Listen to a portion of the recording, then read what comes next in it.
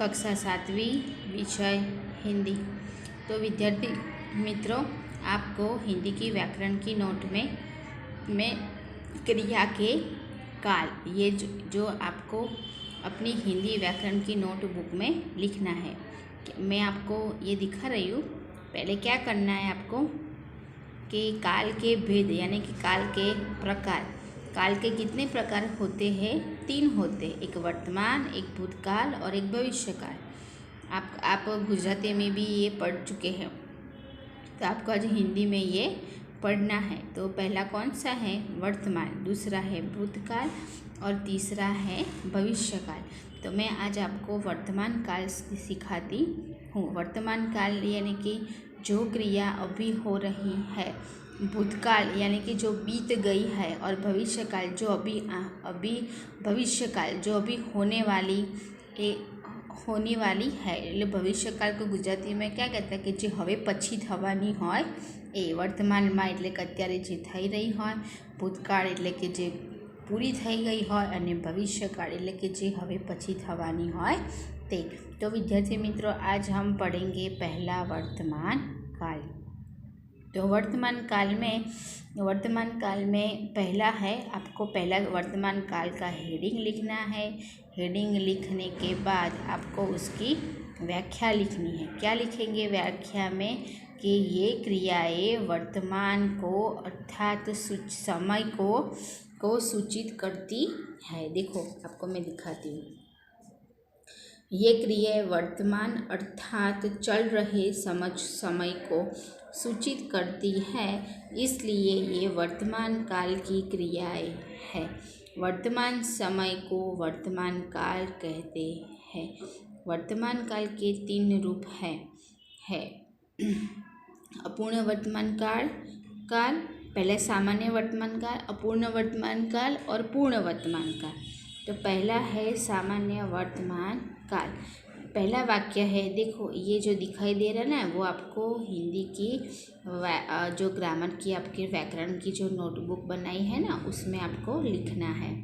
तो सामान्य वर्तमान काल में पहला वाक्य है कि रमण विमल के साथ स्कूल जाता है, એટલે કે स्कूल જઈ રહ્યો છે।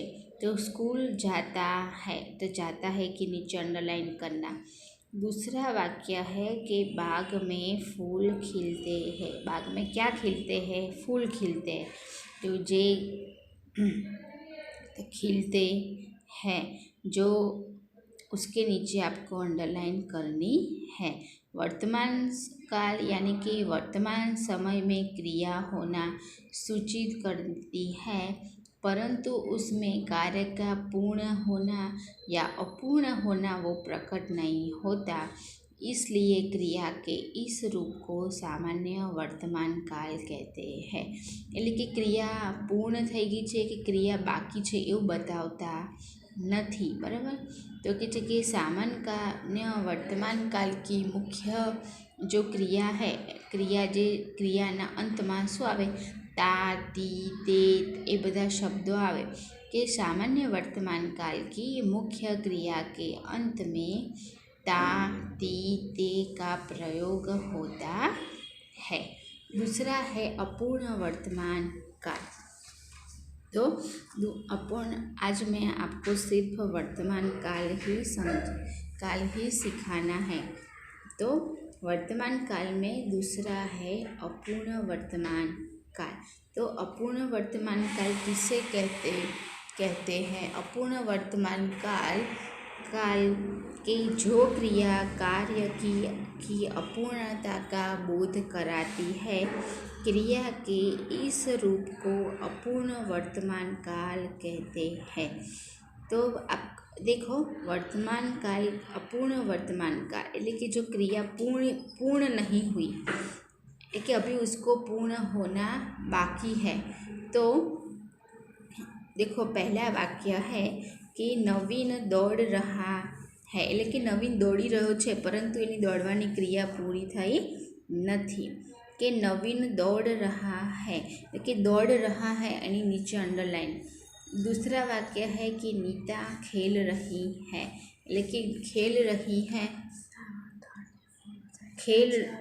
खेल रही हैं, એ ખેલ રહી हैं એની નીચે અંડરલાઈન. પછી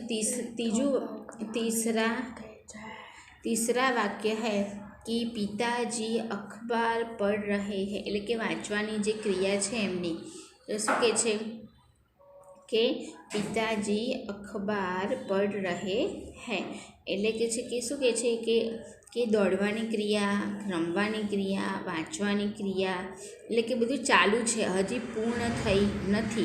એટલે કે दौड़ने की, नीता के खेलने की और पिताजी को अखबार पढ़ने का काम अभी पूरा नहीं हुआ है.